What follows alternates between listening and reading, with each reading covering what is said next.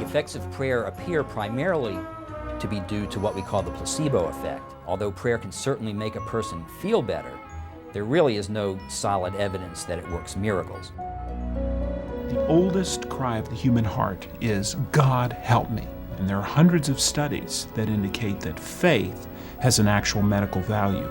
The medical effect of faith is not a matter of faith, it's a matter of science. Since the beginning of recorded history, people of all nations, religions, and belief systems have prayed. Is there any evidence that prayer can affect the outcome of great events? Is there some scientific way to prove that prayer can heal? Has science or history given us any reliable confirmation that prayer can affect our life and the lives of those around us? In recent years, there have been a number of studies on prayer and healing.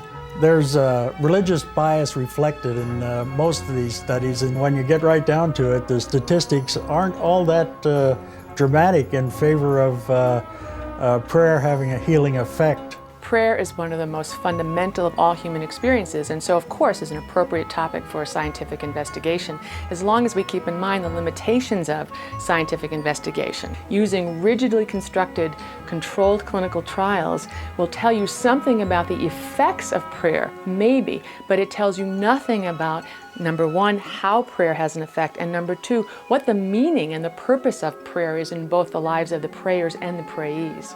Recent news polls show that 80% or better of Americans routinely pray. I'd say the evidence then is clearly in favor of showing that prayer is not a waste of time. For thousands of years, people the world over have accepted the idea of prayer based simply on faith. Can it be demonstrated that such faith is justified?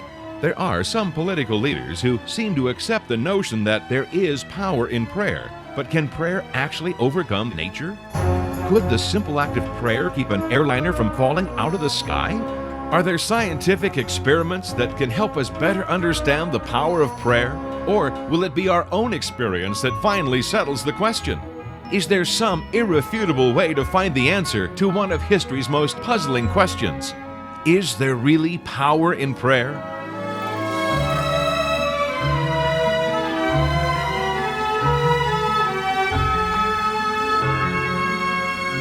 One of the great enigmas of history has been the seemingly wondrous power of prayer. For thousands of years, people the world over have accepted the idea of prayer based simply on faith. But modern generations, they're more demanding. Conclusions are one thing, but how those conclusions are reached is quite another. After all, we have better tools, more sophisticated techniques, better methods for getting at the truth. We should be able to determine scientifically whether or not there really is power in prayer. But is that even a proper subject for investigation? Abraham Maslow, a 20th century scientist and psychologist whose studies and writings have created much of our modern thought, wrote, "If there is any primary rule of science, it is the acceptance of the obligation to acknowledge and describe all of reality, all that exists, everything. It must accept within its jurisdiction even that which it cannot understand, explain, that for which no theory exists, that which cannot be measured, predicted, controlled, or ordered. It includes all levels of knowledge and subjective experience." All levels of knowledge and subjective experience. Well, that should certainly include prayer. We do have a great deal of knowledge, or at least awareness of prayer, and it is, by any definition, a subjective experience. But should we be looking for scientific answers to the question of prayer? Some things should be off limits to science. I know that scientists routinely tell us that we're just drifting along devoid of meaning, but issues related to the divine really do not need scientific answers. Besides, prayer does not need science to legitimize or justify it. The experts are by no means agreed as to whether or not we should investigate the power of prayer, but the investigation has been opened and the possibilities for discovery are endless. History, ancient and modern, is filled with stories and examples of priests, rabbis, and everyday people praying for the salvation of armies, nations, and individuals. What is even more remarkable, the historic records suggest that in many cases, prayer worked. In fact, we don't have to go back very far in that record to find startling examples with almost biblical results.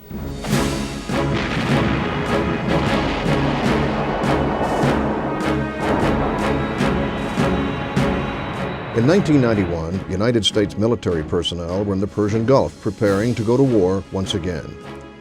Military chaplains continually encouraged the men to pray for the safe return of themselves and their comrades.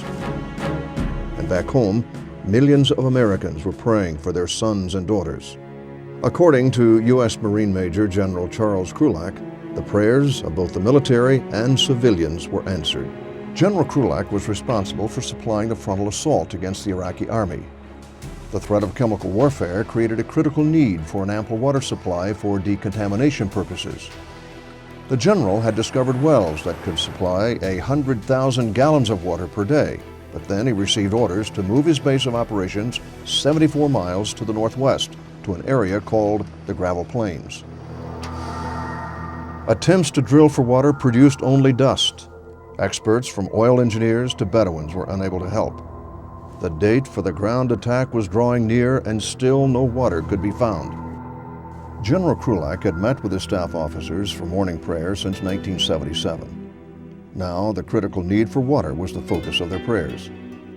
One Sunday morning, shortly before the launch of the ground attack, a colonel abruptly interrupted the prayer meeting. It was important, he said, that General Krulak come with him immediately. The colonel took General Krulak down the road that had recently been constructed by the Marine Corps. What the general saw jumped out like a mirage in the desert. A pipe stuck out of the ground not 50 yards from the new road, and at the base of the pipe was a green diesel generator, a red pump, and a 1,000-gallon fuel tank filled with a type of diesel fuel the general says was not in use by the Allied forces. When General Krulak pushed the ignition button, the generator started up instantly. The flow of water from the well was within 10 gallons of the 100,000 needed each day to protect the troops. The general and over 20,000 Marines had traveled that road, yet none of them saw the brightly painted pump until that Sunday morning. General Krulak, in an article published shortly after the end of the hostilities, is quoted as saying, "There was no way anyone could have driven down that road and not seen the well and equipment painted in multiple colors. That well was the result of the prayers of righteous men and women." There are hundreds, perhaps thousands of stories, all related to prayer, that come from our military history. But so far, they all appear to be anecdotal. Is there any real evidence that anyone, from the poorest peasant to the grandest monarch, can in fact change anyone's fate through the simple act of prayer? In the study, we found that religious attendance works to influence life expectancy and mortality.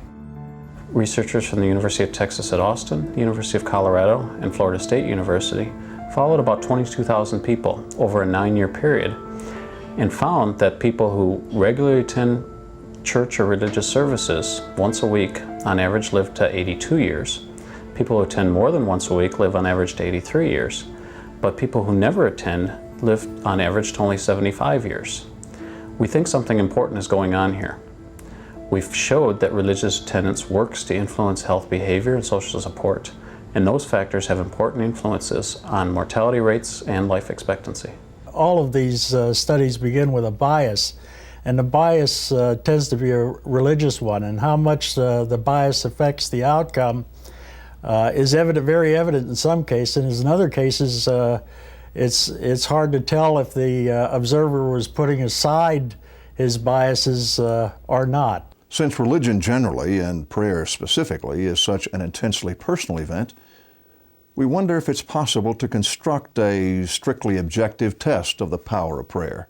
The problem is finding even one person on this planet that's not prayed for. It's an amazing assumption that we make, that we could find such a group, a non-prayed for group, when in fact all over this planet, in every spiritual tradition, there are groups of people whose only purpose every day is to pray for every sentient being on the planet.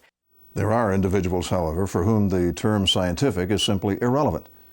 These are people who have experienced the result of heartfelt prayer firsthand. We've recreated one of these events for you. The person telling the story is the person who lived the experience.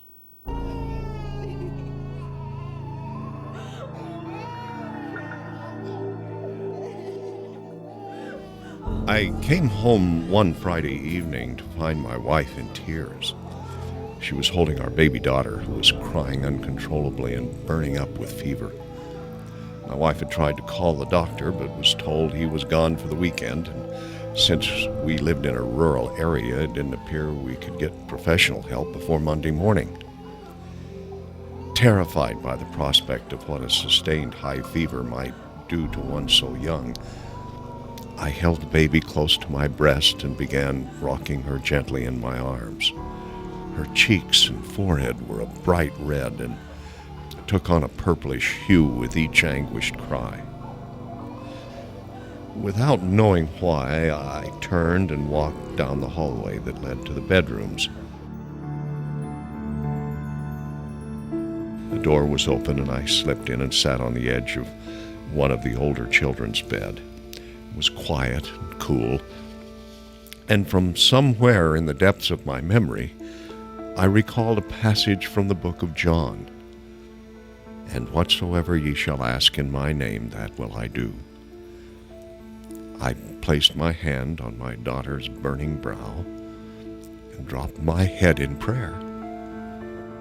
As I asked God to comfort and protect our baby, I felt her fever disappear. My daughter's forehead, so frighteningly hot, literally turned cool beneath my hand. I felt it as surely as I have felt water turn from hot to cold. And almost at the same instant, the baby stopped crying. She looked up at me in the semi-darkness, and her tiny hand reached out and touched my cheek. Then she closed her eyes and went to sleep. My wife, concerned by the sudden quiet, came in and wanted to know what was wrong. I handed her our daughter and told her nothing was wrong. With a calm assurance I had never felt at any other time in my life, I said simply, "She'll be fine." There are thousands, perhaps tens of thousands of stories just like that. Each one unique in its own way. And each brings up the question that is most often asked when it comes to prayer. Is it prayer that heals? And once that question is asked, several more questions immediately cry out to be answered. Is prayer the instrument of healing? Or is it something in the person's mind or natural energy that brings about the healing? Is there any way to prove that prayer does, in fact, help in the healing process? Have there been scientific studies done by reputable physicians or hospitals? If so, what were the results? According to this book, healing and prayer have been the subject of scientific examination for over a century. For many physicians, the idea that prayer can produce results different than the medical expectation is sheer nonsense. But that attitude might be changing. Remarkably, in a recent survey of 269 doctors, 99% said they were convinced that religious belief can heal. And an amazing 75% of the doctors said they believe the prayers of others can help in a patient's recovery. For Dr. Brian McMurray, every day is a real-life version of the emergency room dramas seen on TV. Dr. McMurray was an attending and teaching physician at the emergency room of Vanderbilt Medical Center when this incident took place. Not the credentials you might expect for someone who has an intimate relationship with prayer. And 11 years ago, I saw this horrible fatal illness and infection overwhelm a healthy young 18-year-old girl and take her life. And this horrible infection called fulminant meningococcemia just overwhelmed her and killed her.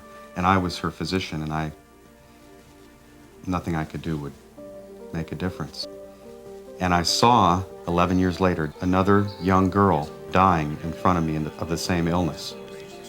And we saw her in the emergency department, admitted her to the hospital, and I knew she was going to die. She had all the same markers and signs and symptoms. And I prayed, and we went to the Sunday Bible study group, and we all prayed. The whole group prayed for this young girl. And 4 days later,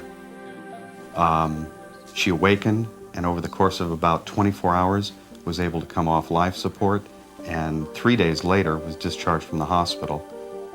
And I'm telling you, there is no doubt that was a miracle. I know the medical science. I know she was dead. She had no chance. And she made it. And I look at that now as God saying to me, see what you've been missing? Just how powerful is the evidence linking prayer and health? More than 30 studies have found a connection between spiritual commitment and longer life. And according to some sources, there have been hundreds of studies that have been done. But have there been any conclusive results? Scientists have been trying to find evidence for prayer for well over a century now. What I've tried to do in my writings is to survey this evidence and give people a chance to look at it so they hopefully can make up their own minds about whether or not prayer works. When people make up their minds about the evidence for prayer, they also need to keep in mind that there's a generally accepted principle in science that the more extraordinary the claim, the more extraordinary the required proof. And that degree of proof is simply lacking in any of the studies to date. Early in the last half of this century, one of the first attempts was made to study prayer scientifically. The experiment was implemented in 1951 at the University of Redlands in Redlands, California. The test group was comprised of 45 volunteers aged 22 to 60. 1/3 were university students. The other 2/3 included housewives, teachers, businessmen, and other community members. They brought a number of problems to this experiment, including depression, feeling worn out, exaggerated fears, even some requesting medical treatment when nothing was organically wrong. The volunteers were split into 3 groups of 15 members each. One group received only psychological therapy. The second group were instructed to pray for themselves every night before retiring. And the third group met weekly for a 2-hour prayer session. The study lasted 9 months. As described by the researchers, Group 1 had no improvement. Group 2 had a 65% improvement, and Group 3 had a 72% improvement. The researchers were delighted. They were convinced they had witnessed total healing in several participants in Group 3. According to the chief experimenter of the Redlands study, repeatedly, under scientific test conditions, divorce from intense or high emotional persuasion, I have seen the beneficent results of prayer. In 9 months, for the first time in history, the results of a controlled experiment in prayer was scientifically measured, compared, and evaluated. that may have been true in 1951, but will it stand up to scrutiny today? The Redlands study belongs to the first generation of prayer studies. Although I admire the researchers for their courage in tackling this very controversial area, I have to say that many of the more recent studies are far better than the Redlands study. In recent years, there have been a number of studies on prayer and healing. I've looked at these studies, and it appears that there's been a lot of bias on the part of the researchers that favors religious healing. And when you get right down to it, the statistics aren't all that dramatic in favor of prayer having a healing effect on the individuals involved in the studies. In ancient times, medicine and religion were so thoroughly intertwined that the medicine man was also the priest. The first hospitals were founded in monasteries. Physicians of this era were usually monks, but the advent of the scientific revolution changed all that. So firmly was the church in charge of all truth that Galileo was forced to recant the things that he actually saw through his telescope. Today, the reverse is true. Science appears to be the sole arbiter of truth. So much so that while many of us can describe a reasonably good scientific study, few know the elements of prayer. In September 1984, doctors confirmed that my wife, Mary Jean, had lymphoma cancer in her abdomen. The disease had spread to the point that she could not have removed by surgery. One morning, the question confronted me that I did not want to consider at all. It was as if God was saying, "Are you willing for me to take Mary Jean from you?" And my response in my heart was, "Of course not." But the question would not leave. It was like Jesus in the Garden of Gethsemane as he prayed, "Nevertheless, not my will, but thine be done." I responded to God and said, "Father, I do submit to your will." A great peace came upon my heart that never did leave. In June, when we went back to see the doctor, I had real peace in my heart.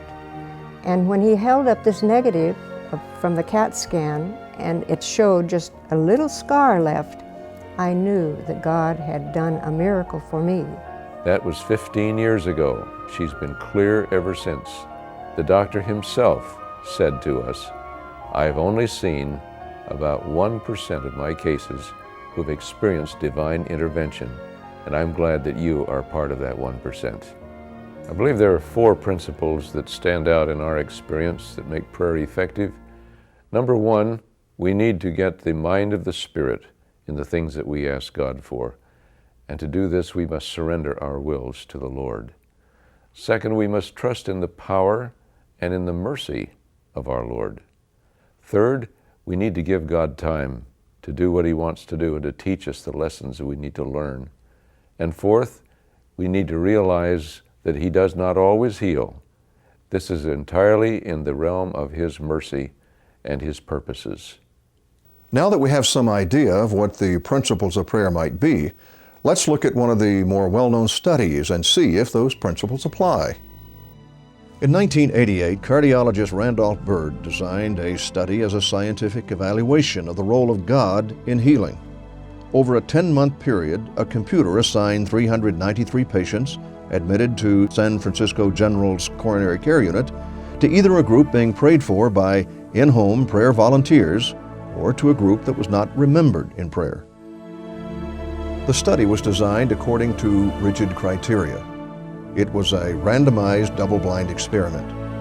Neither the 192 patients in the prayed for group nor the 201 patients in the not remembered group knew which group they were in, nor did the attending physicians and nurses know. Bird recruited various religious groups to pray for members of the designated group, with as many as 5 to 7 people praying for each patient. The results were most revealing. The prayed for patients were 5 times less likely to require antibiotics and 3 times less likely to develop pulmonary edema. None of the prayed for group required intratracheal intubation, and fewer patients in this group died. 4 of the most famous studies in prayer are the Dr. Bird study, the Elizabeth Targ study, the Dr. William Harris study, and the Dr. Mitchell Krukoff study. These studies show this. If what was being evaluated in these studies was not prayer but a new medication, this would have been heralded as a modern medical breakthrough. And it's no exaggeration to say that people would have been lined up down the block to get their hands on this stuff. If the studies being discussed were not about prayer but about a new drug or a new surgical procedure, that would be an entirely different story. When a supernatural claim is being made, the level of proof required is what we call extraordinary. Is it indeed another story, or is it another side to the same story? Pythagoras, the ancient Greek mathematician and philosopher, said that the most divine art was that of healing. And if the healing art is most divine, it must occupy itself with the soul as well as with the body. Today, the literature abounds with articles, papers, and books extolling the virtue of the mind, body, and spirit connection. The importance of connecting these attributes of the human system now appears to be one of the most prominent aspects of divine art. Actual scientific studies are, of course, more likely to be undertaken in the controlled environment of the medical community, where conditions can be carefully monitored. But if prayer can be scientifically proven to be of value in these situations, what does that tell us about the other evidence? Science requires the result of a study to be replicable in order to be valid. Is there historic evidence that meets that criteria? Does the evidence of multiple witnesses have any value? Can it be said that under a given set of circumstances, prayer will always bring about a predictable result? Is there data to support the idea of a meaningful power in prayer? Someone once said, there are no atheists in foxholes. Anyone who's been in or even near live combat knows that's true, and more importantly, knows why it is true. But that's on an individual level. What of those who are responsible for the lives of others, the generals and politicians who are far removed from the foxholes? How do they view the concept of prayer? The history of the United States seems to suggest that leaders were being prepared from the very beginning of our national existence that would exemplify the spiritual values of the colonists and fold them into a great nation. In Virginia, 14-year-old George Washington was busy surveying fields for his family and neighbors.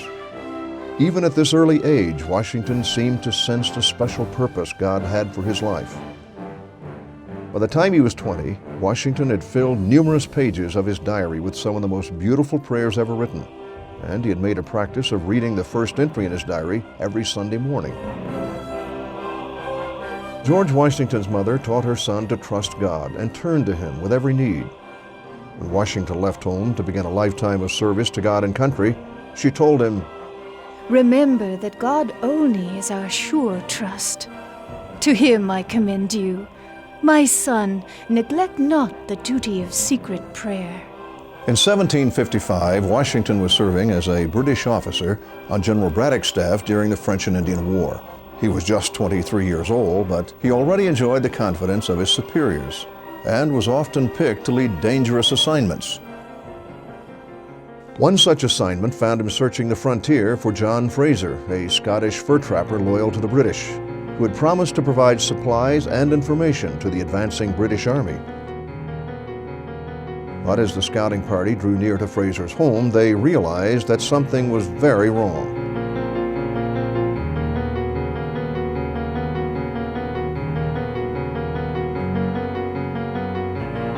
Knowing that the man he sought had no doubt been killed or kidnapped by the French militia or their allies, Washington still felt drawn to this little cabin in the woods.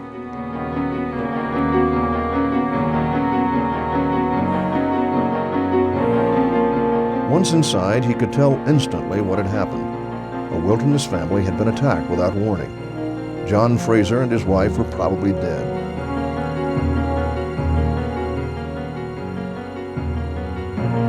What about the children?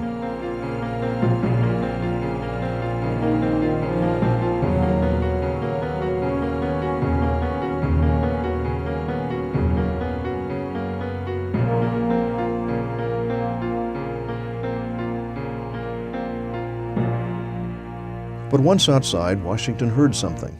Following the sound, he saw a child's leg jutting out from a pile of firewood. Fraser had apparently just enough warning to hide the boy in the woodpile.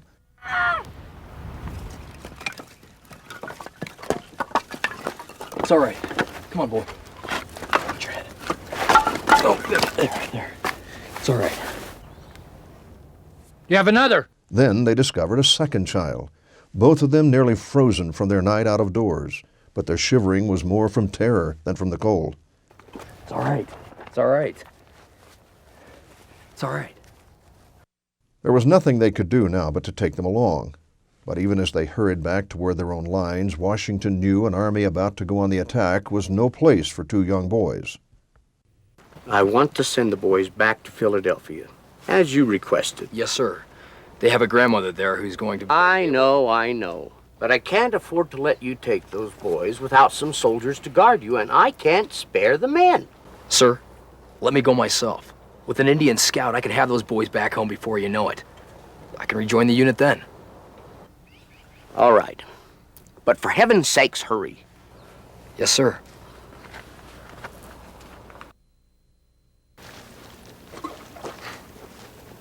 Sir, we're going to be staying with you now. Washington explained that he was going to take them to their grandmother's house, and once again they were filled with fear. The French or the Indians or both could be lying in ambush along the way. But Washington told them what his mother had told him. If they undertook their journey prayerfully, they would be just fine. I promise. Listen. Then he gave each one of them tokens of his promise, as reminders that God would keep them safe.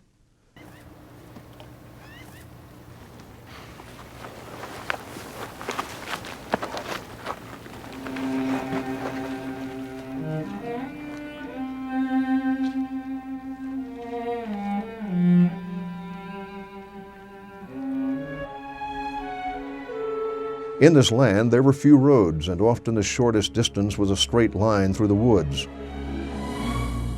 It was also potentially the most dangerous.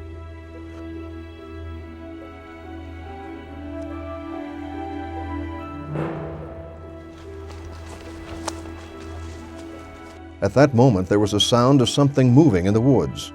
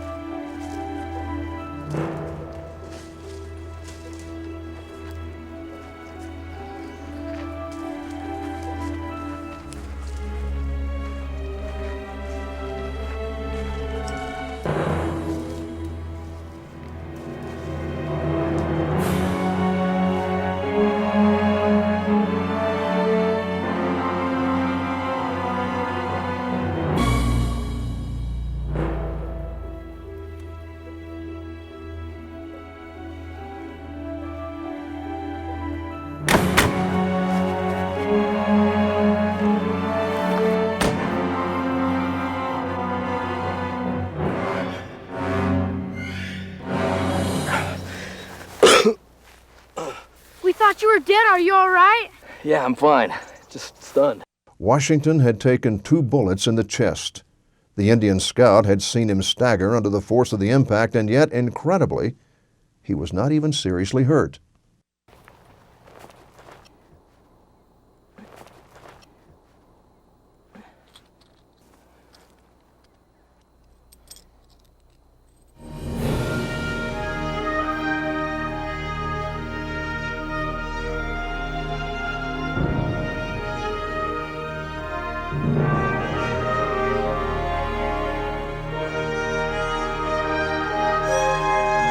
That was not the last time George Washington would be miraculously spared long before there was a United States, nor was it the last time he would be in the sights of that Indian chief.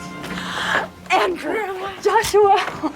During a failed French assault on the French Fort Duquesne by General Braddock's army, the 6'3" Washington had 2 horses shot out from under him. 4 bullets tore through his clothes and 3 through his hat. He remained unharmed as he moved boldly through the shower of lead to help dozens of wounded soldiers. Of the 1,500 British soldiers, 977 were killed or wounded. The Indian chief who took part in the battle remembered Washington 15 years later. Our rifles were leveled for him. We could not miss. I had 17 fair fires at him. The Great Spirit protects that man and guides his destinies. He will become the chief of nations, and a people yet unborn will hail him as the founder of a mighty empire. Washington was not shy about telling the world of his confidence in and reliance upon prayer. He was, in fact, known far and wide as the praying general. Examples of his willingness to go to his knees in prayer are found throughout Revolutionary War history. In one instance, the British had gathered the largest expeditionary force of the 18th century, and it was poised for an attack on New York. Under the command of General William Howe, 32,000 of England's best were on Staten Island preparing to put an end to the upstart rebellion. Washington's forces numbered barely 8,000. General Howe was committed to the task of wiping them out. His tactics were simple. Used 20,000 of his men to push the Americans back to the East River, making escape impossible. The river was nearly a mile wide and far too deep to cross. Washington and his men prayed for an answer. Without some providential help, the fledgling revolution would be crushed before it ever got started. Suddenly, for some inexplicable reason, General Howe decided to delay his advance by 2 days, giving Washington time to devise a bold plan. He would evacuate his troops at night across the East River. Under a full moon, small boats carried troops, artillery, horses, and equipment out of the reach of Howe's army.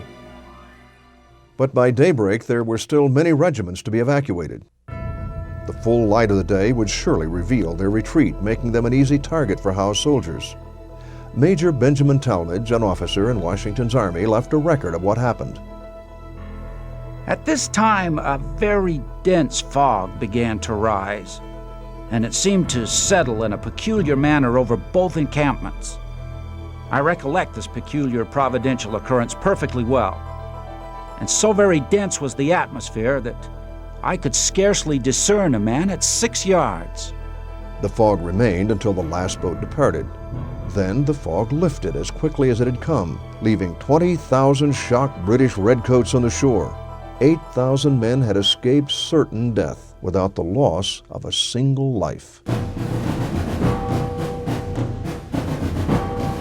Time and again, Washington expressed complete confidence that his prayers and those of his men would carry them to victory. So much so that when he crossed the Delaware River in January 1777 and found the British already there and waiting for him, he was capable of performing one of the war's most incredible feats of bravery. He galloped out in front of the battle lines and on his great white horse situated himself squarely between the opposing armies. There he directed fire. Volley after volley left men on both sides dead or dying, but Washington, whose white horse made him a perfect target, remained untouched by the shower of bullets. The Americans rallied and won the battle. The Continental Congress called for a day of thanksgiving and prayer. Washington seemed to take it all in stride. Washington became the first President of the United States of America on April 30th, 1789. As he concluded the oath of office, he added the words, "So help me God," and leaned over and kissed the Bible.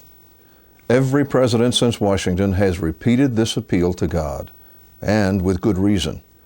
Barely 100 years into its existence, the United States would face its most demanding test. God must have known it was coming, because some 40 years earlier, the leader we would need was miraculously prepared.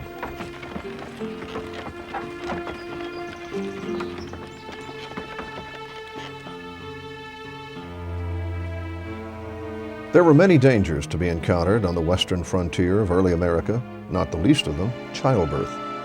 Doctors were few and far between, and an experienced midwife within hailing distance was to be cherished. Thomas and Nancy Lincoln had dreamed and planned for the birth of their first child. It was to have been the crowning achievement of their lives.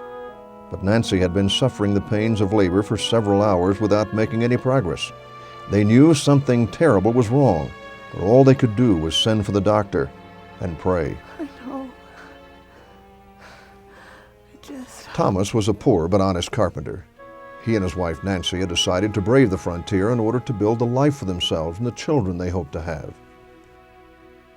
Now Thomas wondered if all their hopes and dreams would be lost in a single night. He well knew that without proper help, both his wife and the child could die.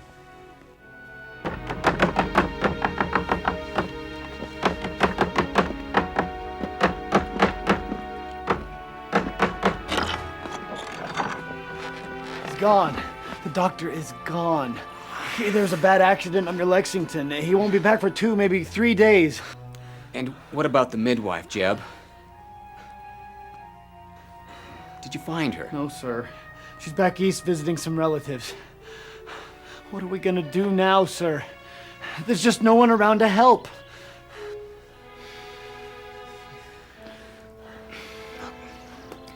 It'll be all right, son. Done all you could. You go on home. I'll take care of things.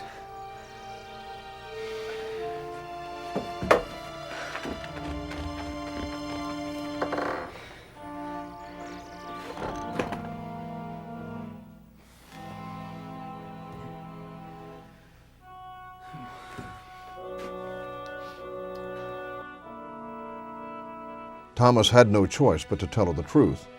He and Nancy would face their hour of crisis alone, and all they could do was pray. Now it was in God's hands. Thomas, promise me something. Of course. Promise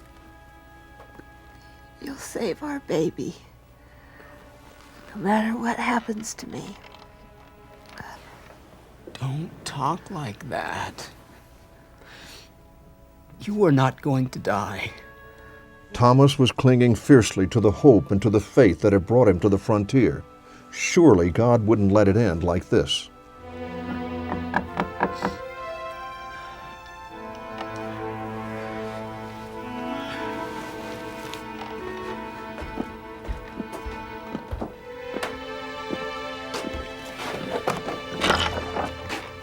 Yes? Hello, my name is Sarah. Sarah Parsons. I'm a midwife. It looks as though I've arrived just in time. Yes.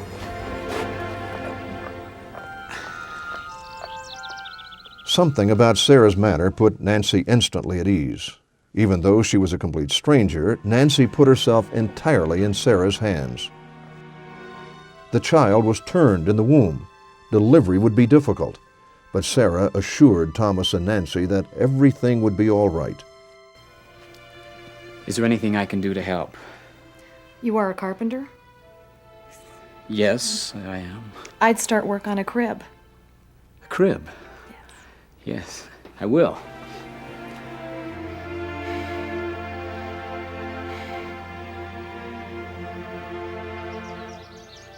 The labor was intense, lasting most of the night, but the hard work of the mother and the midwife paid off handsomely with the birth of a healthy son. Sarah Parsons, having saved Nancy's life and that of her son, simply packed up her bag and prepared to leave. Sarah, please, let us pay you for your services. Oh, I have no need of money. But there is something you can do for me. What can I do? Make sure the child is named Abraham. Abraham?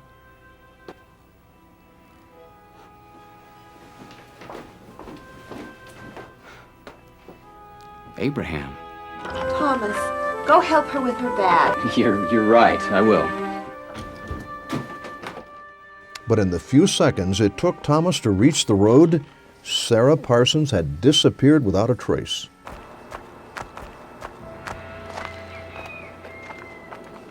Abraham Lincoln, President of the United States and the man who signed the Emancipation Proclamation, ending slavery in America, was brought safely into this world on the miraculous wings of prayer.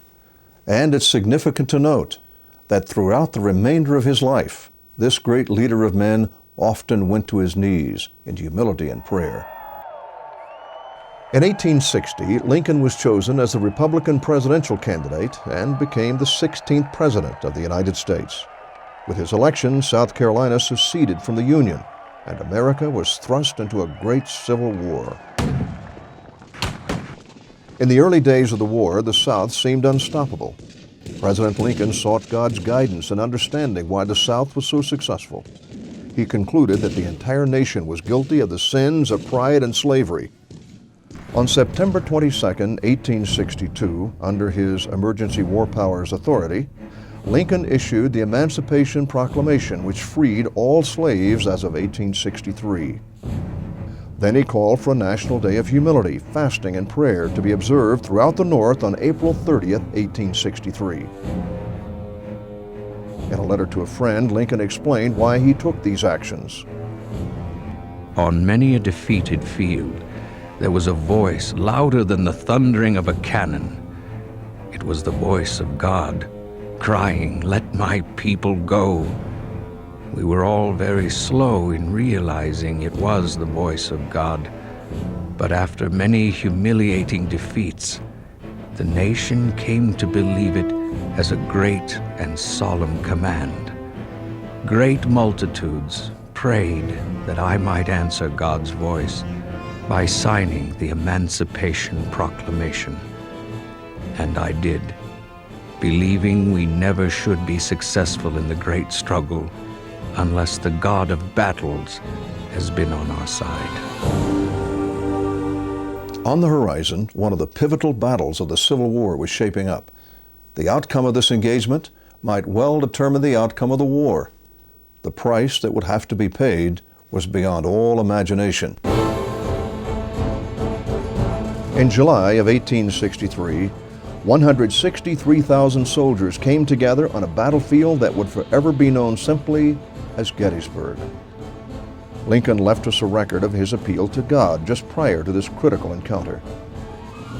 I went to my room one day, And I locked the door and I got down on my knees before Almighty God and prayed to Him mightily for victory at Gettysburg. And I then and there made a solemn vow to Almighty God that if He would stand by our boys at Gettysburg, I would stand by him.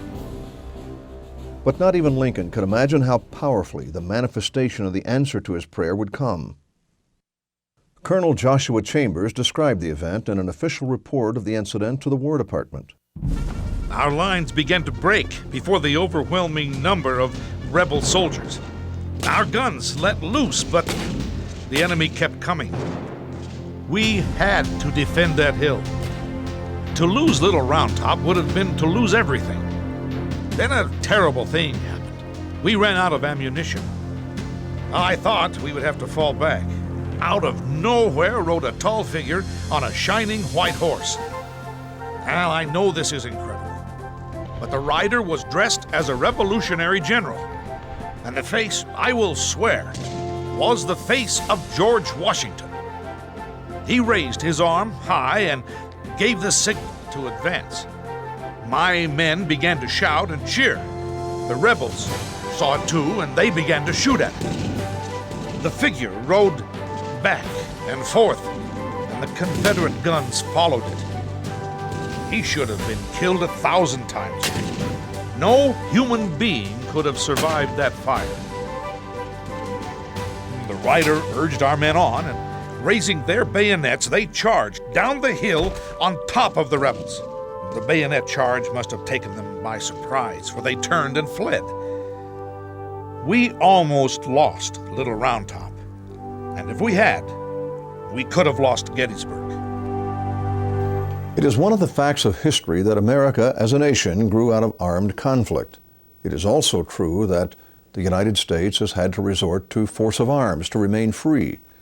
On those occasions, we seem to have found leaders deeply devoted to prayer, who were called upon to preserve the nation.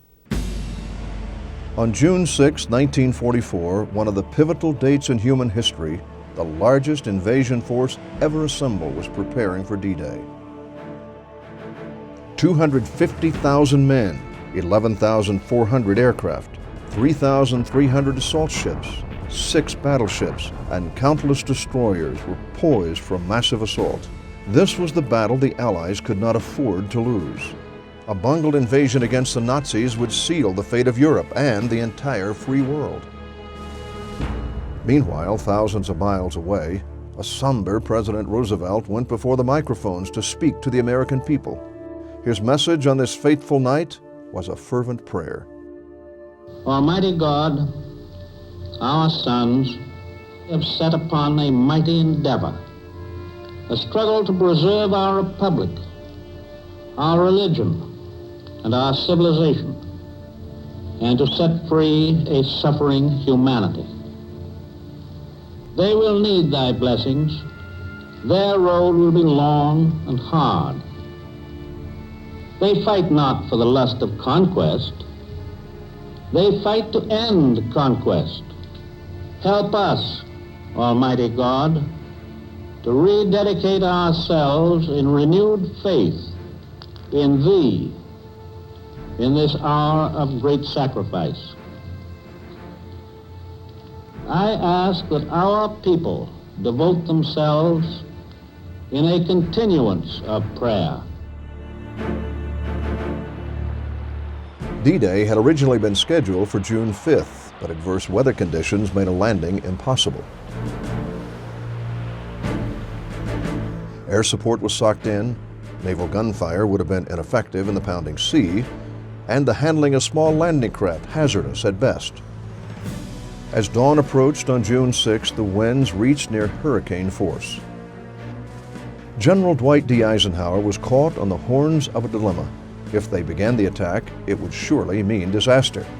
Yet if they delayed, the huge expeditionary force was bound to be detected. General Eisenhower tells us what happened. If there was nothing else in my life to prove the existence of an almighty and merciful God, the events of the next 24 hours did it. The greatest break in a terrible outlay of weather occurred and allowed that great invasion to proceed, with losses far below those we had anticipated. The sudden and unexpected period of good weather lasted about 36 hours, and then was followed by another storm. The success of D-Day hastened the Nazi defeat before Hitler's scientists could perfect their new weapon, the atomic bomb.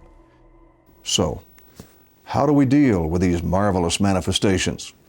Critics will say they are scientifically meaningless, anecdotes that could have a dozen explanations. Should we therefore just dismiss these reports and the men and women who make them? In a recent Newsweek poll, 87% of those interviewed said they believe God answers prayer. 82% said they believe God does not play favorites. 54% of American adults report praying daily. 29% of those more than once a day. And significantly, 82% say they do not turn away from God if they think their prayers go unanswered. I hear people say all the time that they think prayer works or that it doesn't work. I must say that as a scientist, I'm not interested in people's opinions. What I'm interested in is what you can show in the laboratory when you put it to the test. And when you put it to the test, you can emphatically show that prayer does indeed work.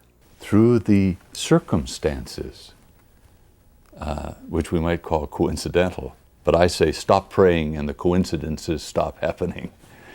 When we pray on a consistent daily basis, we get the assurance that God goes before us to show the way, that He is in every situation before we get to it, with every person before we get to that person, with every problem before we try and solve it. He's there in the midst of it to share the struggle, to be with us in the hurt and give us hope and help us in any way that we need it.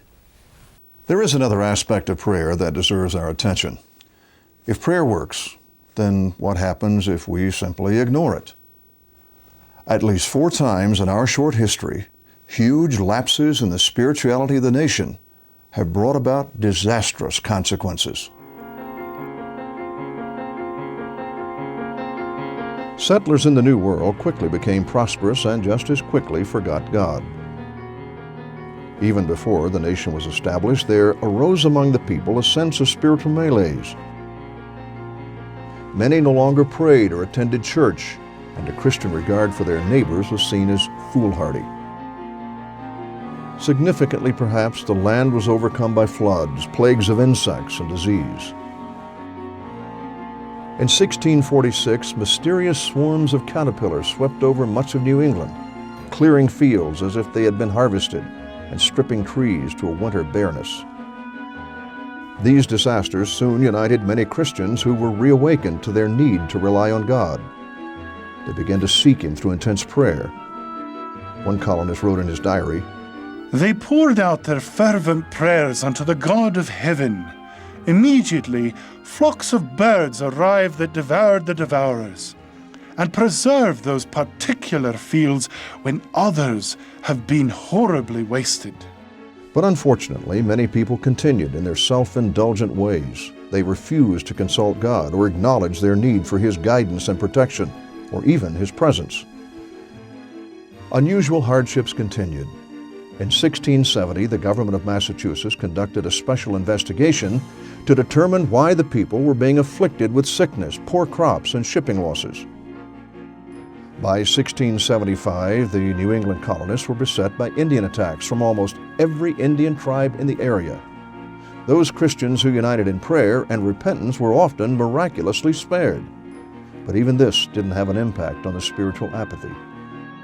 Most colonists still maintained a fierce independence from God. Entire towns became infected with occultism, witchcraft, and demonic activity. White magic, black magic, hexing, superstition, and spellbinding became commonplace as the remedy for dealing with the ills of society. On the heels of the witchcraft hysteria that claimed thousands of lives in Europe, many self-righteous Puritans and like-minded civil judges started the infamous Salem witchcraft trials. Even though many responsible clergymen objected to the hysterical and erroneous testimony being used in the trials, 22 citizens were executed in Salem for witchcraft in 1692 alone. The New England clergy finally prevailed upon the Massachusetts colony governor to stop the Salem trials. But America would suffer through nearly 50 more years of spiritual darkness before beginning to turn once again to God. Then, as he had done in biblical times when the faithful cried out to him, God raised up powerful voices in the land, strong leaders empowered by the Holy Spirit to call the people back to the Lord. Revival swept through the colonies. Jonathan Edwards, known as one of America's greatest theologians, wrote 1,200 sermons, served as president of Princeton College, and was largely responsible for 50,000 people being awakened to faith in Christianity. Hardline denominational walls began to come down. Entire towns came to faith in Christ as a genuine mood of tolerance attracted new followers. Fresh excitement replaced cold formalism and sterile theology. Spiritual renewal and commitment to prayer overtook the colonists. George Whitefield, a successful British evangelist, came to America in 1739 at the age of 24. A great revival followed Whitefield, who preached in New England for 2 years. Thousands responded to his message as they listened in field meetings and town squares. Blessed with an extraordinary speaking ability, Whitefield delivered some 30,000 sermons by the time he died at age 55. Benjamin Franklin, himself a Whitefield admirer, once calculated that Whitefield could make his voice heard by 30,000 people, an amazing feat considering there was no such thing as a sound system in those days. His preaching led the colonists to recognize the sanctity of individual rights, a cornerstone of what would become a political democracy. Many historians say Whitefield was the most popular figure in America before George Washington. People were so eager to hear him that they often came to town in stampedes, leaving great clouds of dust rising along the roadway. As a result of this first Great Awakening, people came to understand and accept God's great love for them. Being forgiven themselves, they were free to forgive and accept one another, the very foundation of religious tolerance. That tolerance would later result in our constitutional guarantee of religious liberty. That first Great Awakening had one other important effect on the lives of future generations. Understanding the value God placed on each individual, certain Christian leaders began to see the importance of higher education. They founded Dartmouth, Princeton, Rutgers, the University of Pennsylvania, and Brown University. In addition, 15% of the population was added to the membership of New England churches. But pride in their newfound power would once again bring America to the brink of disaster. The newly formed United States of America was spinning headlong into a moral slump under deist philosophy. Drunkenness was epidemic. Out of a population of 5 million people, 300,000 were confirmed drunkards. 15,000 died of alcoholism every year. Bank robberies were a daily occurrence, profanity was rampant, and women were afraid to go out at night for fear of being assaulted. The churches of the day seemed unable to do anything about the moral decay. All major denominations were losing members. Reverend Samuel Shepard of Lenox, Massachusetts, best described the condition of the United States churches when he pointed out that in 16 years he had not taken one young person into church membership. Young people, it seemed, had little interest in Christianity. A poll at Harvard revealed only one professed Christian in the entire student body. At Princeton, known as a more Christian college, a poll discovered only 2 Christians, and only 5 who didn't belong to the filthy speech movement of the day. Students held mock communions at Williams College and staged anti-Christian plays at Dartmouth. John Marshall, the famous Chief Justice of the United States Supreme Court, in a letter to church leaders wrote that he thought the church was too far gone to ever be restored. Intellectuals from Voltaire to Thomas Paine predicted Christianity would be forgotten in 30 years. In 1795, Francis Asbury, a circuit-riding Methodist preacher, helped to usher in the Second Great Awakening. Soon every church was holding prayer meetings. The revival broke out first in Connecticut and began to spread like wildfire. The Second Great Awakening lasted over 40 years, and out of it came the whole missionary movement, missionary societies, and the abolition of slavery issue. During this period, 600 colleges were founded in the Middle West. During the same period, Asbury spread Methodist camp-meeting Christianity from Georgia to Maine and inland to the frontier areas of Indiana. Asbury never married, and he had no home. He carried all he owned and the 2 saddlebags on his horse. He preached well over 16,000 sermons, ordained more than 4,000 preachers, traveled on horseback or by carriage over 270,000 miles, and wore out 3 faithful horses. Before his death, Asbury had become one of the best-known preachers in America. The duration of the Second Great Awakening was remarkable. In 1825, a young lawyer by the name of Charles Finney made a faith commitment, and within 24 hours, he met with 24 others, all of whom became Christians. Finney gave up his law practice and committed himself to telling others about his faith. He launched into evangelism and recruited a man by the name of Nash, who made prayer his sole and all-consuming role. When Finney preached, Nash remained behind him and prayed. Thousands responded. In Boston, 50,000 made faith commitments in just 1 week. There's no doubt that the Second Great Awakening energized the anti-slavery crusade, the women's rights movement, prison reform, the temperance movement, and probably a good deal more. But it also led to the necessity of a third awakening. Many of our founding fathers believed that involuntary slavery was an evil institution. During the Constitutional Convention, a Christian statesman by the name of George Mason addressed the issue. Every master of slaves is born a petty tyrant. They bring the judgment of heaven upon a country. As nations cannot be rewarded or punished in the next world, they must be in this one. By an inevitable chain of causes and effects, Providence punishes national sins by national calamities. By 1834, many clergy had entered the anti-slavery movement, speaking out against this great national sin. The battle of states' rights versus slavery had begun. The Third Great Awakening to impact America occurred in the late 1850s, and its focus was not on preaching, but on prayer. It all began in 1857, when Jeremiah Lanphier began a prayer meeting in the North Dutch Reformed Church in Manhattan. Even though the meeting was widely advertised, only 6 people out of 1 million showed up. But the following week, there were 14, and the week after that, 23. By February 1858, every church and public building in downtown New York was filled with praying Christians. Then people began to dedicate their lives to Christ at a rate of 10,000 a week in New York City alone. The movement spread, and in cities across America, thousands came together to pray, often on a daily basis. In 1 year, more than 1 million people made faith commitments during those Christ-centered prayer meetings. The effect was felt for over 40 years. God was preparing the people for a great trial to come that would ultimately be resolved by a bloody civil war. Evangelism was alive and well after the Civil War. God was still using his lawyer servant Charles Finney, but he added a few others to his arsenal. For example, Dwight L. Moody, a highly successful shoe salesman turned evangelist during the Civil War. He became a well-known Chicago-based Bible teacher. By the time of his death, his audiences totaled in the tens of millions. He founded the still famous Moody Bible Institute. One of the great symbolic achievements of this Christian movement was the imprinting of our coins with the words, "In God We Trust."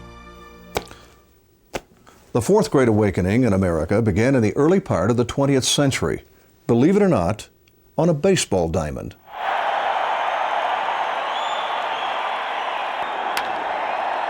Billy Sunday, one of the most famous players of his day, could round the bases in 14 seconds flat.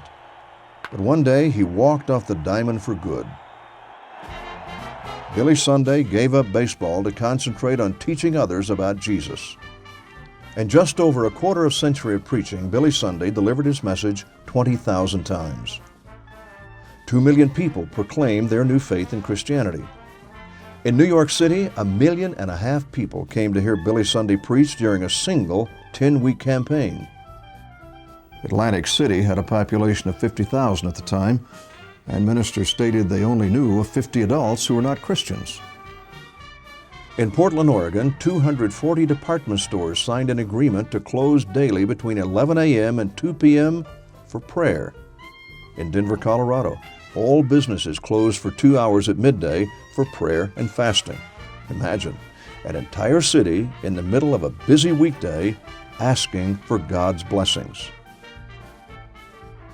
Meanwhile, the American Link Welsh Revival drew 100,000 people to the Christian faith during a 5-month period. The social impact of the Welsh Revival was so astounding that it has never been equaled to this day. Judges retired because they had so few cases to try. There were virtually no rapes, no robberies, no murders, no burglaries, no embezzlements, nothing. The district consuls held emergency meetings to discuss what to do with the police now that they had so little to do. Side effects of the revival included a 50% reduction in drunkenness, and the illegitimate birth rate dropped by almost half. Also, a wave of bankruptcies hit the area, nearly all of them taverns. And, oh yes, there was unexpected economic impact on the Welsh coal mines. Coal production slowed down when miners quit cussing at their mules. It seems the mules, accustomed to abusive treatment and commands laced with heavy swearing, had to be retrained to respond to kinder treatment. I can't help wondering if those mules wouldn't be right at home in our modern society without any retraining. Not long after the end of World War II, things began to change. The code of moral conduct that guided our parents and grandparents was replaced by a moral relativism, the notion that there is no absolute right or wrong. This concept of humanism attempts to replace the Ten Commandments with situational ethics, the idea that if it feels good, then it's okay to do it. How could this possibly have happened? In the early 1960s, the United States Supreme Court, through a case brought by Madalyn Murray O'Hair on behalf of her son William Murray, struck down teacher-led school prayer. It further banned all religious expression from public schools on the grounds that it violated the First Amendment. In 1980, the Supreme Court ruled that posting the Ten Commandments in public schools was likewise unconstitutional. Numerous other court decisions followed, which further eroded public religious freedom.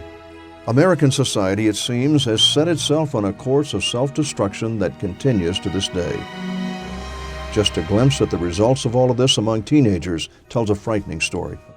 Before 1962, polls among educators listed the primary problems in public schools as talking, chewing gum, making noise, running in the halls, getting out of turn in line, wearing improper clothing, and not putting paper in the wastebaskets. By 1982, just 20 years later, the top public school offenses were rape, robbery, assault, burglary, arson, bombings, murder, suicide, vandalism, extortion, drug and alcohol abuse, gang warfare, pregnancy, abortion, and venereal disease. And what does William Murray, the man whose mother could be credited with starting all of this on his behalf, think about it? 30 years ago, my atheist mother, Madalyn Murray O'Hair, attempted to defect to the Soviet Union. Why? She wanted to live in a godless country. She wanted to live in a nation where the government was God and not God. Today, my mother's happy with America. She no longer wants to leave the United States because America has become what she wanted it to be, a godless nation. Have we put ourselves in the position of needing a fifth great awakening? Some of America's greatest leaders have testified openly and vigorously about the power of prayer. Are there current political leaders that accept the notion that there is power in prayer? And if America has relied on prayer in the past to overcome great difficulty, is there anything to prevent us from accessing that same power in the future? To this point, we haven't been terribly interested in how prayer works, only if it works. And our investigation has taken two basic routes, scientific experiment or human experience. The question, is one more valid than the other? Will it be experiments or experience that will ultimately settle the question of the power of prayer?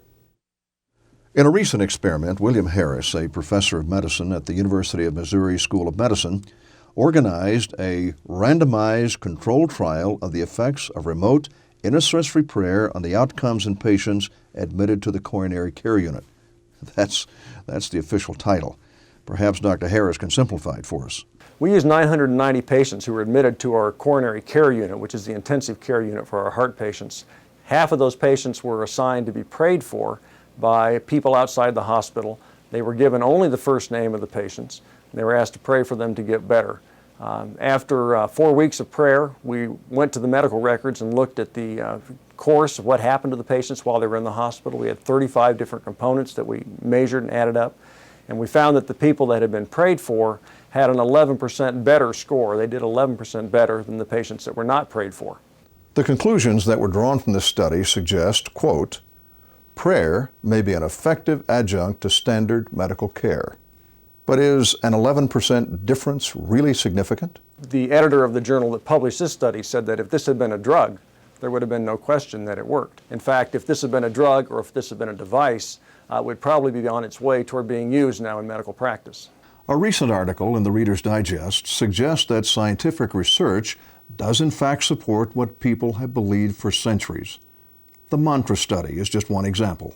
The patient population that was randomized to off-site double-blinded intercessory prayer, which involved sending the patient's name, age, and illness to 9 prayer groups all around the world of all different denominations. Interestingly, the outcomes of those patients involved a 50 to 100% reduction of major and minor complications associated with their hospitalization and the catheterization procedure, compared to patients who received all the high-tech therapy, but not the prayer treatment assignment. In another study, Dr. Norman Shealy, a neurological surgeon and the author of Sacred Healing, The Curing Power of Energy and Spirituality, was actually measuring electronically the response of patients. We have observed a number of changes during intercessory prayer, both chemically, in DHEA or dehydroepiandrosterone, as well as in blood pressure, pulse, breathing rate, and electroencephalogram. In general, we have 2 major aspects of healing that we can demonstrate. That is the effect upon the electroencephalogram and the effect upon a certain blood chemistry. And so we can measure those when the person is at rest. We can then measure what happens when a healer is praying for that person and see if there are changes. Most often what we see is an increase in the alpha or theta rhythm. And that means that the person is less agitated, less distracted, more focused on relaxation. We have multiple examples showing that intercessory prayer alters and increases these specific frequencies, particularly alpha and sometimes theta, both in the patient receiving the prayer, if you will, but also in the healer when the healer is giving prayer. The second experiment is to measure changes in dehydroepiandrosterone, which is an adrenal hormone. It is the hormone which we most associate with excess stress if it's low, or health if it's normal.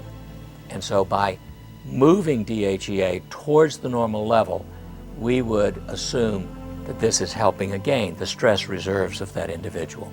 Actually, what we're seeing then with prayer is physiological evidence, both electrically and chemically, that there is stress reduction, which allows the body then to heal itself. Dr. Shealy's study is unique in several respects, but perhaps most notably in the use of the most modern electronic and computer techniques to actually measure both electrical and chemical responses. But how do those measurements help us to understand the workings of prayer? Well, in ordinary circumstances, DHEA does not change more than 15% anytime during the day or even month to month. But if we see a change like this, in which we get a 25 to 50% or more increase in a short period of time, it means that there was a direct biochemical effect upon that patient by the healer's prayer. We've identified 1,200 scientific studies that have looked at the relationship between religion, prayer, and health. And what we found is that the vast majority of those studies show an association between these religious activities and better physical and mental health. In this study, we recruited 40 patients with advanced AIDS in the San Francisco Bay Area. They received distant healing efforts from healers who were all over the country. At the end of the study, we found that patients who received the healing intervention had fewer new AIDS-defining diseases. Their illnesses were significantly less severe. On psychological testing, they showed improvement compared to the control subjects, and they showed fewer hospitalizations. I'd really like to emphasize that the important thing about this study is that neither the patients, nor their treating physicians, nor the study personnel knew which patients were receiving the distant healing effort until 6 months after the end of the study. Virtually all of these experiments seem to be producing extraordinary results, and when coupled with real-life experiences, the evidence supporting the power of prayer seems even stronger. Is it possible that prayer can overcome nature, even to the extent of keeping a full-size jetliner in the air? And how many witnesses to a single prayer event are sufficient to warrant proof of its reality? Let's find out. Whoops, excuse me. May I have your attention, please? I'd like to thank you for being here today. I'd like to introduce to you our guest speaker, who's here to tell you his story, Sean.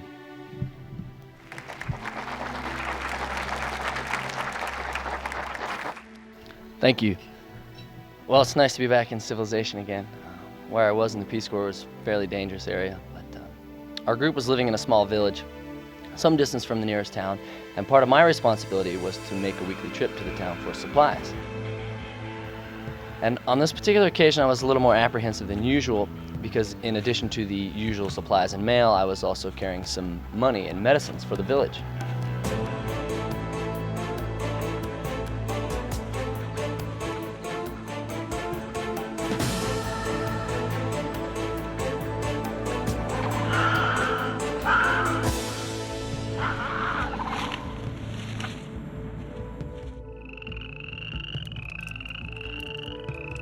And the trip always involved an overnight camp, which fortunately went off fine this time. I repeated my journey 2 weeks later, and when I arrived at the village, I was approached by a man who told me that he knew that I had carried money and medicines 2 weeks earlier, and that he and his friends had planned to kill me while I camped. Yeah, me too. But he said, just as they were about to move into my camp, they noticed that I was surrounded by 26 armed men. And I laughed, and I told him I most certainly was alone in my camp. But he insisted. He said that he and his friends had all counted the guards. When my son told me that story, something struck me, and I asked him to tell me the exact day he camped. Yeah, I remembered very clearly. It was the 23rd of September. Well, the reason this is important is it was morning here, and I'd just gone out to play golf. I was just about to tee off, and I felt this overwhelming urge to pray for him. The urging was so strong that I left the golf course, and I called some of you to join with me in praying for my son. Will those men I called that day please stand up when I call your name? Dave?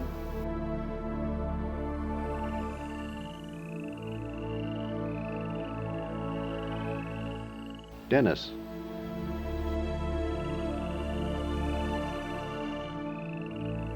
Richard. Bruce. Boyd. Greg. John. Leon. Brian. Bob. Danny. Eddie. Larry. Reggie. Max. Paul, Joe, Steve, Dana, Bernard, 24, Tom, 25, and Kurt. 26.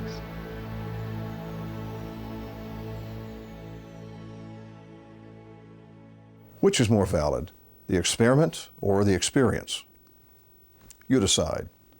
Since ancient times, people have prayed for someone or something. It seems to be a natural instinct. Christian scriptures encourages everyone to pray about everything, our crops, our families, our comings and goings, and even in recent times, some political leaders have used prayer as a way to solve problems that are beyond their reach. Alabama is in the grips of one of the worst droughts our state has ever seen. Some sections are as much as 55 inches below normal for the last 4 years. The situation is quite critical. Today I ask all Alabamians to join together for a statewide day of prayer next Wednesday. I ask all God-fearing people across our state to pray that God will send life-giving rain. In 1988, drought in Alabama created severe hardship. National Guard tanker trucks were called up to provide water for entire communities. Farmers lost as much as 50% of their crop. Commercial river navigation came to a standstill in some areas. The governor asked the federal government to declare all 67 counties disaster areas. The lingering drought was the worst in a century. Governor Hunt declared June 29, 1988 as a day of prayer to end the drought. In addition to the governor himself praying at each of his public meetings that day, churches organized prayer services, and there were individual prayer meetings statewide. The result was startling. Alabama received huge rainfall. I am happy to report today that our prayers have been answered. The Lord has been good to us in the last couple of weeks and given us rain. In the last 10 days, some sections have received a lot of rain. Auburn, for example, has received more than 8 inches of rain during the period. Demopolis has received more than 5, and Tuscaloosa more than 3. It is possible, of course, that the end of the Alabama drought of 1988 was all just a coincidence. But suppose the need for some kind of help and intervention was much more personal and much more immediate. The Florida Everglades won't let go of the secrets of Flight 592. Meanwhile, crews are building... We wanted to celebrate our 15th anniversary with some good friends of ours, so we all talked about going on a trip to Cancun, Mexico. So on May 14th, 1996, we all boarded a DC-9 jet out of Orlando, which happened to be 3 days after the Value Jet incident. We'd been in the air for 2 hours, and we couldn't understand why we hadn't seen land because it was only an hour-and-a-half flight. Finally, a steward came on, very shook up, and he said, "The captain has declared an emergency. You have to put your life jackets on. We don't have enough fuel to make land, and we're going down the Gulf." Well, immediately we were just stunned. Some passengers responded with fear, others were emotional and confused. But Sandy and Alan Fry simply began to pray. Then they looked over at their friends and invited them and others around them to join them in the prayer. As the flight continued, we just continued praying. I also said, "Father, I just pray in the name of Jesus that you'll speak to other believers and have them pray at this moment, even though they don't know that this is happening to us." And I just prayed that and trusted God that that would happen. When my sister was on her flight to Cancun, I was on a field trip with my son. As I was watching the shuttle land, I had a sudden urge to pray for them. And as I did, I asked that God protect them. Finally, the pilot made contact with an air traffic controller at the Air Force Base in Tampico, Mexico. They could land there if the plane had enough fuel to make it. The head of the FAA said that they had calculated how far we had gone, and they said we should have crashed 80 to 120 miles out into the Gulf. As the flight continued, we just began to thank God for protecting us. I just prayed that and trusted God that that would happen. According to the instruments, the plane did run out of fuel just as the FAA had predicted, and twice the passengers were told to prepare for a water landing. But the air traffic controller at the base told them, "No, keep coming." As we crashed, we dug a channel towards the airstrip, bouncing along, and then hit the airstrip. The wheels broke off out from under us. And then it was sheet metal on concrete for a while until the right wing dug into the ground and we spun off into a field.